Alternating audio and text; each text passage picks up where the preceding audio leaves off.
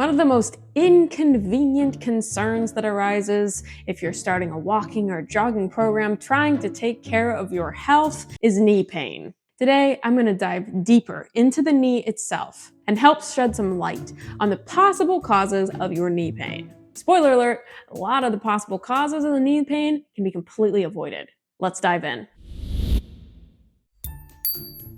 Now, completely empathizing with your knee pain, I'm sure you're eager to just jump ahead to the causes and the solutions, but I urge you to please watch this portion where I cover the knee anatomy itself. I know it may seem super boring, but it's extremely important in understanding how complex the knee is and why, if none of these possible causes are a root, you really will want to consider consulting a medical professional, especially if the pain is consistent.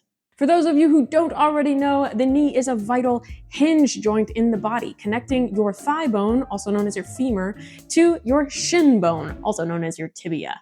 It's responsible for bearing a lot of load, as you may expect when you are walking or jogging. Oftentimes, people can become extremely lost in trying to fix all the issues with the knee. As a trainer, I personally prefer to look at the knee more as a bridge between the hip complex and the foot and ankle complex. Therefore, if we address stabilizing the foot and ankle complex and the hip complex, we therefore can more easily stabilize the knee itself. Now, just to raise your awareness, the knee is a complex structure of bones, nerves, ligaments, tendons, and many muscles that are connecting to the actual joint itself through the tendons. There's also cartilage within the knee joint itself, helping glide the joint as it moves. Not to mention bursae, which is the plural of bursa, fluid-filled sacs that surround the knee in various locations, helping reduce the effect of friction. As you may have guessed, every single one of these complex components could potentially be a source of the pain involved in your knee, making an appropriate medical diagnostic procedure extremely crucial. All right, now that you have a better understanding of how complex and important your knee is for walking and jogging in daily life, let's go ahead and dive into why exactly your knee might just be hurting when you're walking or jogging. Reason number one, overuse. Oftentimes, people are extremely excited or eager to hurry up and get fit or hurry up and get healthy. They rush in too far, too fast into a walking or jogging program. The body has to have a certain time to adapt. While you may feel like doing as much as you can will hurry up and get that body ready for more, it can actually cause us to cause what's referred to as the injury threshold, resulting, as you may have guessed, an injury. Prior to the actual injury happening where you know you have that, oh no, I can't walk on it feeling, there will be the alarm phase where you have a nagging, annoying pain. That nagging, annoying pain is something you want to listen to, meaning you're doing too much. Reason number two, a biomechanical issue. This category is a bit in-depth, and I will go into further videos in the future on gait patterns that can be a potential problem. But in general, a biomechanical issue refers to your body's ability to walk or jog in an appropriate gait pattern, activating and relaxing muscles in a certain pattern. When you walk or jog, your body has to respond to the forces that it's experiencing, such as the forces from gravity, and such as the forces from the ground pushing against your body, as well as the forces you're exerting on the ground. For most individuals in our population, there's a certain amount of muscle imbalance that occurs, unfortunately leading to inappropriate gait patterns that can cause some issues. One such example of a biomechanical issue that could be resulting in your knee pain is something called overpronation, which will often look like you're walking like a duck with your feet turned out. And this is just one example. There are so many potential gait issues that the body could experience due to biomechanical issues. Reason number three why your knee might be hurting when you're walking or jogging. The walking or jogging surface you're on. Extremely hard surfaces like concrete can put more stress on the knee. Uneven surfaces can tax the knee a bit more in terms of balance and can potentially cause knee injury. That doesn't mean to not practice walking on uneven terrain, just don't do it if your body has not yet acclimated. And that connects back to the overuse topic we started with. One more note I'll leave you with for the surface you might be walking on, just as something you might want to consider. If you're a road walker and you're walking on the asphalt, not necessarily on a concrete, but right up against a curb, it's important to note that the asphalt will curve outward. And if you decide to walk one way out, you're always going to be at a tilt.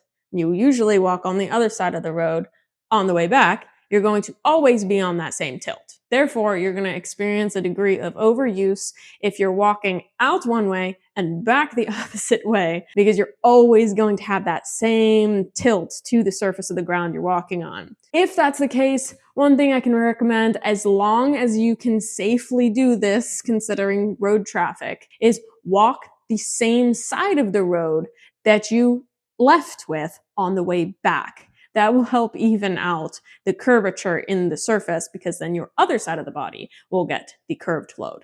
This again is to help prevent overuse of, this time, one side of your body. And the last reason you may be experiencing knee pain is due to improper footwear. Actually saved this one for last because it's the most cliche reason and the most overused reason. And here's why. Most people rely on the term proper footwear because their feet just aren't strong enough. So they'd rather purchase expensive orthopedic inserts rather than doing some strength training exercises for their intrinsic foot muscles. I do have a workout that is available on YouTube you can try that can help strengthen some of the intrinsic foot muscles. But please note that this particular workout is designed for individuals with overpronation and flat feet. So it's not for everyone. If you are looking for a custom program, I do offer pre-made programs. You can click link in the description below. Otherwise, if you're wanting more help, I do offer one-on-one personal training. Nevertheless, proper footwear is important. Is there one brand that can suit everyone? Absolutely not. And if there's people that are advocating for it, they're just trying to sell a shoe. So realistically, what you should do is get professionally fitted, experience the shoe, give it a chance to break in, change up the lacing pattern on the top of the shoe if it's really not fitting your foot, and otherwise, return them if they're not working and try again. You will find a shoe that fits you best, but professional help is always wonderful. And don't forget, don't just rely on the shoe. You have to do strengthening exercises for your feet as well. All right, in summary, a list of the solutions to help mitigate your knee pain. Wearing the right shoes or socks. Modifying your walking surface. Experiment with things. Try the treadmill on incline or a grassy surface to minimize impact. Approach your training with gradual progression, meaning don't overdo it. You should only be advancing yourself about 10% each week in mileage or duration, nothing more. I know it sounds like it's super slow, but this gives your body a chance to adapt properly. Next up, which I highly recommend, you can get a gait analysis. Getting a professional gait analysis for your walking and jogging patterns, because they're two different gait patterns, can significantly help you identify any biomechanical errors in your gait that could potentially be causing some knee pain.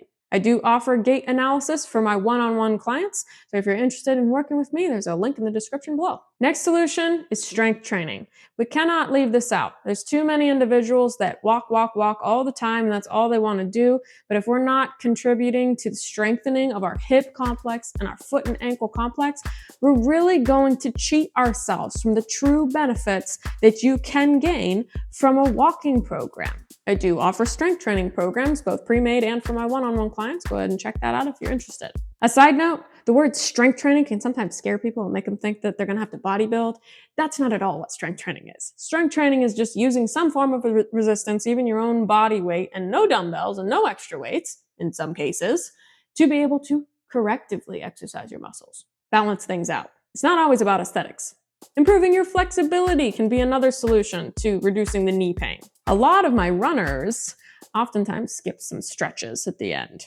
Super tight muscles that connect to the knee itself, such as the hamstrings and the calf muscles, can end up resulting in some knee pain. Consider always ending your exercise sessions with static stretches and an adequate cool down.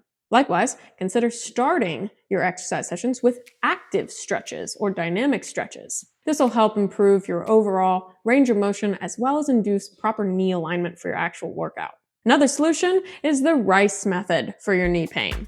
Rest, ice, compression, and elevation. For my mature adults out there, I emphasize the R in RICE. Rest. This can be in the form of active rest, where you're doing some other exercise other than walking, such as yoga, stretches, or even corrective exercises like strength training that are very low intensity, or even just doing nothing for one day, a rest day. Last but definitely not least, if your knee pain continues to persist, please, of course, seek professional help. This can be from a medical professional. This can be from a physical therapist as well. This can be from anybody who can help you truly identify for your unique body what's going on. Because as you know by now, from the beginning of this video, you saw how complex that knee structure is. So it does take a professional to help you identify the root cause.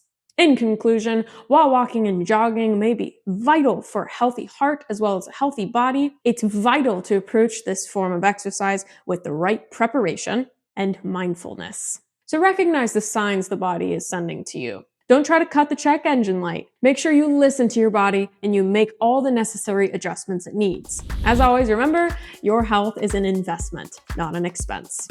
I'll see you in the next one.